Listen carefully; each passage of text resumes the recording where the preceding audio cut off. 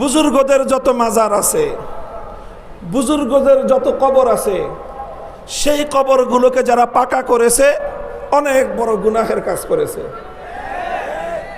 সেই কবরগুলোর উপর যারা দালান কোঠা নির্মাণ করেছে, কোনো ইমারত নির্মাণ করেছে, সুস্পষ্ট আল্লাহর নবীর সহিহ হাদিস লঙ্ঘন করে তারা বুজুর্গদেরও অভিশাপ কুড়িয়েছে, আল্লাহর নবীর হাদিসের বিরোধিতা করে তারা বড় ধরনের পাপ করেছে।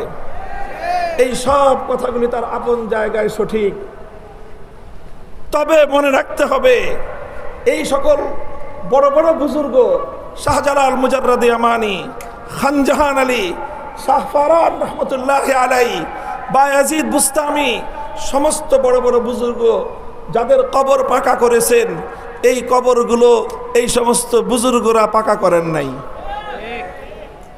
পাকা হয়েছে ওনাদের মৃত্যুর আগে না পরে? তাহলে মৃত্যুর পরে যেটা পাকা হলো ওটা ওনারা করছেন না পরবর্তীতে কেউ করেছে? পরবর্তীতে যারা করেছে তারা ভুল করেছে, অন্যায় করেছে।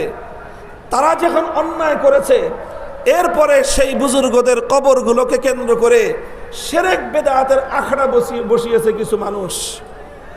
কাজেই এই ক্ষেত্রে আল্লাহর পয়গম্বরের সিরাত অনুযায়ী আমাদের কর্মপন্থা হতে হবে, আমাদের এই সকল কবরগুলো থেকে শিরক এবং বিদআত নির্মূল করতে হবে, এমনভাবে করতে হবে যেন মানুষ বিভ্রান্তির শিকার না হয়।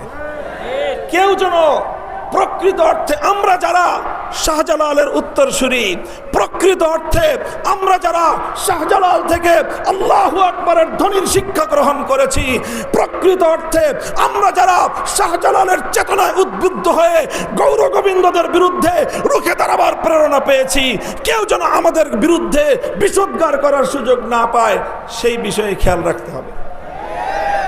এই জন্য বুজুর্গদের কবরগুলোর সঙ্গে এমন কোনো আচরণ করা যাবে না যাতে সাধারণ মানুষ, মূর্খ মানুষ, অজ্ঞ মানুষরাও মনে করতে পারে যে ইনারা বুজুর্গদের সঙ্গে বেয়াদবি করতেছে। এমন কোনো আচরণ করা যাবে না। বুজুর্গদের কবরকে বাদ দিয়ে আশেপাশে যত শিরক বিদআত আছে, এই সকল শিরক বিদআতগুলোকে বন্ধ করার ব্যবস্থা করতে হবে। যারা গাঞ্জা খায়, বড় বড় বুজুর্গদের কবরে এই গাঞ্জাখুরি বন্ধ করতে হবে। নারী পুরুষের অবাধ মেলামেশার যে আয়োজন করে বুজুর্গদের কবরগুলোকে যারা অপবিত্র করছে, সেই অপবিত্র কর্মকাণ্ড বন্ধ করতে হবে। এই সকল কর্মকাণ্ড বন্ধ করার জন্য আমাদেরকে ধীর স্থির ধারাবাহিক পদক্ষেপ নিতে হবে।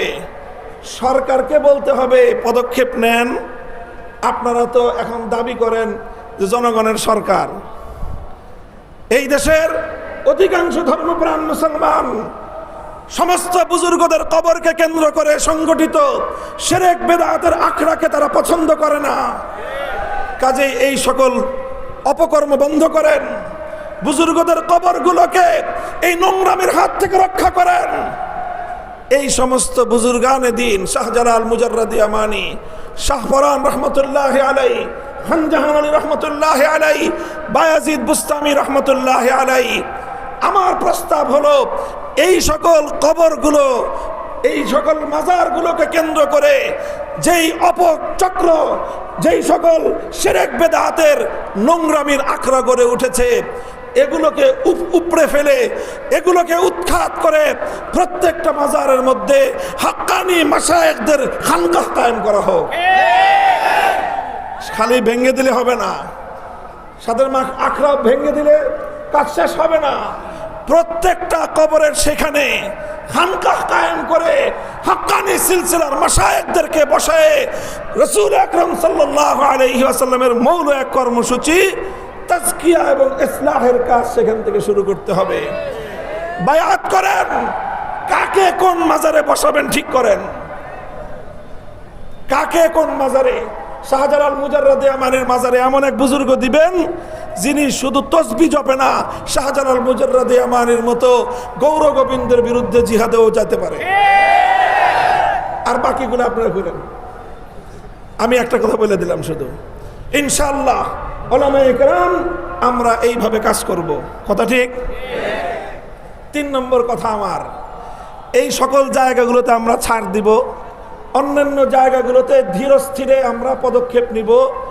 আমরা আল্লাহ রসুল সাল্লাল্লাহু আলাইহি ওয়াসাল্লামের যে কর্মপন্থা ছিল, ধারাবাহিকভাবে ধীরে ধীরে তাদাররুজান মা'আত তাআন্নি, ধীরে ধীরে আমরা এক একটা বিষয়কে পদক্ষেপ গ্রহণ করে বাস্তবায়নের দিকে অগ্রসর হয়ে যাব। শুধু একটা বিষয়ে কোনো নম্রতার সুযোগ আমাদের কাছে নাই, সেটা হলো আমার নবীর ইজ্জত। এখানে কোনো সুযোগ নাই। আল্লাহর কসম খেয়ে বলি, আমার পয়গম্বরের ইজ্জতের উপর আঘাতকারী আমার নবীকে যদি কেউ গালি দেয়, এক মুহূর্তের জন্য আমার পয়গম্বরের ইজ্জতের প্রশ্নে কারো সঙ্গে আপোষ করা যাবে না।